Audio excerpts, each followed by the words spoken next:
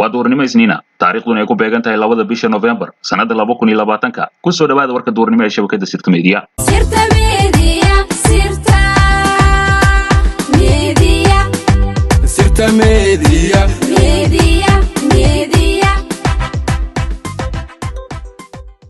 siyaasi cali cabdullaahi cusuble oo mar soo noqday madaxweynaha Hirshabelle ayaa Fahad Yaasiin oo adeegsanaya isku dirka qabaa'ilada Hirshabelle isla markaasina waxa uu ku bedelanayaa dhaqaalo iyo in laga dhigo xildhibaan federaal ah maadaama beesha xawaadlo uu agtooda ka helaynin wax kursi ah. siyaasi cali cabdullaahi cusuble ayaa marka hore bilaabay ololo uu ku muujinayo in madaxweyne farmaajo kursiga Hirshabelle la damacsan yahay Cali Guudlaabe taasoo ah been iyo marin habaabin. ujeedada ugu weyn ee laga lahaa ayaa ah in xubnaha mucaaradka ay dagaal la galaan musharax Cali Guudlaabe si fursad ay u helaan xawaadle kursiga madaxweynaha Hirshabelle shakhsi qarsoon oo ay wataan Fahad Yaasiin iyo farmaajo. qorshahaasi markii uu shaqayn waayay ayaa waxa uu bilaabay wajiga labaad oo ah inuu caadifad ku beero qabaa'ilada kale si uu u kala dheereeyo beelaha mudulood iyo qabiilada kale ee dega Hirshabelle maadaama wajigii koowaad uu shaqayn waayay. wajiga saddexaad ee beesha xawaadle iyo madaxweyne farmaajo isku garabsanayaan ayaa ah in haddii qabaa'ilada Hirshabelle ay doortaan madaxweyne Cali Guudlaabe in qayladhaan boor isku qaris af lawadiisa ay bilaabaan iyo mudaharaadyo si dawladda federaalka u soo fargeliso isla markaasna Hiiraan laga dhigo gobol hoostaga dawladda dhexe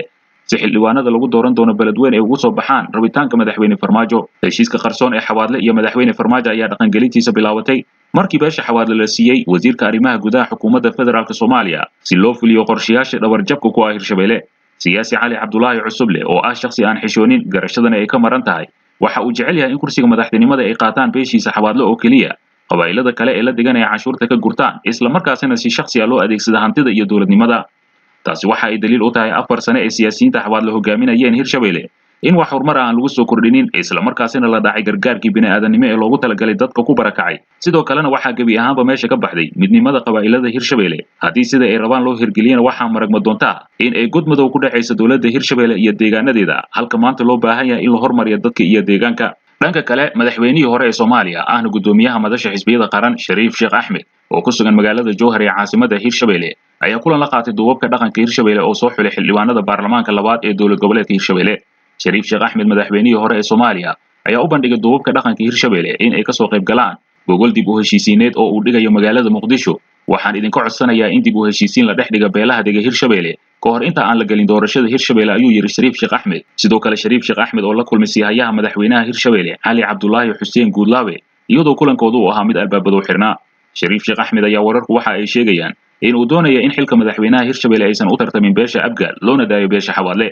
xubnaha wafdiga la socda Shariif Sheekh Axmed ayaa waxaa ka mid ah xildhibaano ka tirsan golaha shacabka oo uu ka mid yahay Maxamed Ibraahim Xasan Qoone oo ka soo jeeda gobolka Hiiraan horena u sheegay inuu yahay musharax madaxweynaha Hirshabelle. dhanka kale waxaa magaalada Nairobi ka dhacay shir ay isugu yimaadeen siyaasiyiin waxgarad iyo odayaal ka tirsan beelaha dir iyadoo oo laga soo saaray war ku saabsan doorashada Soomaaliya. shirka oo ay ka dhex muuqdeen siyaasiyiin ay ka mid yihiin Faysal Cali Waraabe, Maxamed Cabdi Xayir Maareeye, Ridwaan Xirsi iyo xubno kale ayaa laga soo saaray war saxaafadeed ku baaqaya in doorashada xildhibaanimada dirta waqooyi ay u dhacdo si xalaal ah oo ay u madax banaan yihiin magacaabida gudiyada doorashada. gudoomiyaha xisbiga Wacid Engineer Faysal Cali Waraabe ayaa shirka ka sheegay in dir ay baarlamaanka Soomaaliya ku leedahay 75 kursi lana mid yihiin beelaha Daarood, Habiye iyo Digil Mirifle balse aysan muuqanin doorkooda loona baahan yahay in awood qaybsiga ay ka qayb galaan arrintaasina xoog la saaro. shirka dir ay magaalada Nairobi ayaa socda muddo 2 maalmood ah wuxuuna ku soo beegmay iyadoo gudoomiyaha aqalka sare Cabdi Xaash Cabdullaahi uu shaaciyay in isaga uu soo magacaabayo gudiyada doorashada xildhibaanada ka soo jeeda Soomaaliland. dhanka kale dhulgariir xooggan ayaa ku dhuftay gobolka Izmir ee dalka Turkiga waxaana jira rajo laga qabo in la helo dadku ku xayran dhismayaasha dume hoostooda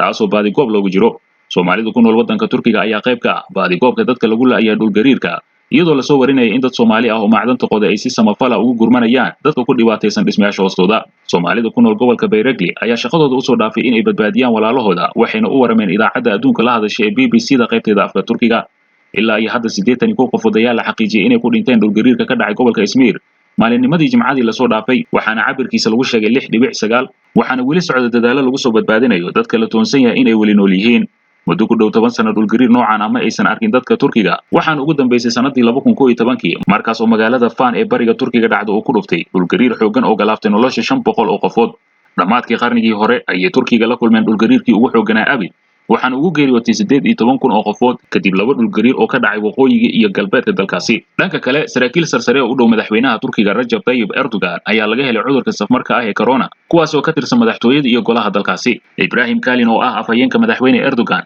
ayaa shaaciyay in maalinnimadii shalay ahayd laga helay cudurka isagoo oo sheegay inuu isku arkay astaamaha yaryar ee cudurkaasi. afhayeenka ayaa ka gaabsaday inuu faahfaahin dheeriya ka bixiyo xaaladiisa caafimaad kadib marka laga helo cudurka midaasi oo ka dhigaysa in halis caafimaad uu wajihi karo madaxweyne Erdogan sidoo kale wasiirka arrimaha gudaha dalkaasi Suleymaan Saylu ayaa isaguna shaaciyay in cudurkaasi laga helay isaga iyo xaaskiisa iyo waliba gabar yar ay dhaleen Saylu oo wax laga weydiiyay xaaladooda caafimaad ayaa sheegay in xaaladooda ay hadda wanaagsan tahay isla markaasina ay ka sooreynayaan cudurkaasi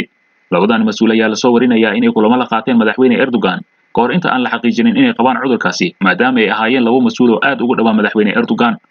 Erdogan ayaa gabi ahaanba ka badqaba cudurkani kadib baaritaano lagu sameeyay markii laga helay cudurkaasi afhayeenkiisa iyo wasiirkiisa arrimaha gudaha Turkiga ayaa mar kale u muuqda inuu ku soo laba kacliyay cudurka corona iyadoo oo kiisaska la soo wariyay maalinimadii shalay ahayd oo kaliya lagu sheegay 75 kiis oo cusub dhanka kale madaxweyne ku-xigeenka maamulka Hirshabelle ahna kusimaha madaxweynaha maamulkaasi Cali Cabdullaahi Xuseen Cali Guudlaawe ayaan ka qayb galin soo dhaweynta madaxweynihii hore ee Soomaaliya Shariif Sheekh Axmed kaas oo gaaray magaalada Jowhar Sheekh Shariif ayaa garoonka waxa ugu hortagay wasiirka arrimaha gudaha Hirshabelle iyo gudoomiyaha gobolka Shabeellaha Dhexe waxaana sidoo kale soo dhaweeyay kumanaan shacabka magaalada ah Cali Guudlaawe ayaa mar dambe Shariif Sheekh Axmed ugu tagay hotelkii uu ka degay magaalada Jowhar waxaana yeesheen kulan albaabada u xiran yahay oo qaatay saacado badan iyadoo ay dibad joog ka ahaayeen mas'uuliyiin badan ila wareejin lagu kalsoon yahay ayaa sheegaya in sababta Cali Guudlaawe u soo dhaweeyay Shariif Sheekh Axmed ay tahay inay la xiriirtay inuu ilaalinayo xiriirka dhow ee uu la leeyahay fila Soomaaliya kaas oo aaminsan yahay inay u rabto madaxweynaha Hirshabelle wararka ayaa sheegaya in Guudlaawe uu iska ilaalinayo in dhammaan mucaaradka lagu sawiro si aysan saameyn ugu yeelanin doorashadiisa wararka aan ilaa ayaa sidoo kale sheegaya in Cali Guudlaawe iyo Shariif Sheekh Axmed ay telefoon ku wada hadleen una sheegay inuusan soo dhaweyn doonin si aysan u saameynin qorshihiisa doorashada isla markaana uu ka aqbalay madaxweyne Shariif Sheekh Axmed dad badan ayaa aaminsan in fila Soomaaliya ee Cali Guudlaawe u diyaarisay madaxweynaha soo socday Hirshabelle balse waxaa jira qorshe kaas ka weyn oo Fahad iyo Farmaajo ay ku majaxaawinayaan isla Cali Guudlaawe dhanka kale madaxweynihii hore ee Soomaaliya Shariif Sheekh Axmed iyo wafdi uu hogaaminayay ayaa gaaray magaalada Jowhar ee xarunta maamulka Hirshabelle waxaana halkaasi soo dhaweyn balaaran ugu sameeyay mas'uuliyiin ka tirsan maamulka Hirshabelle iyo kuwa maamulka gobolka Shabeellaha Dhexe Shariif Sheekh Axmed ayaa socdaalkiisa ku sheegay inuu u kurgalayo doorashada maamulka Hirshabelle iyo inuu soo arko xaaladda gobolka iyo bulshada deegaankaasi ila wareejin ku dhow Shariif Sheekh Axmed ayaa socdaalka madaxweynihii hore ku sheegay laba arrin oo kala ah kow inuu ka qayb qaato dadaalada lagu dhameynayo tabashooyinkii ka dhashay soo xulista baarlamaanka iyo kheyladhaanta ka soo baxaysa mid ka mid ah beelaha dega Hirshabelle labo iyo in uu la soo kulmo baarlamaanka madaxda maamulka odayaasha dhaqanka iyo qaybaha kala duwan ee bulshada maadaama uu yahay musharax madaxweyne isla markaana uu gobolkaasi ka soo jeedo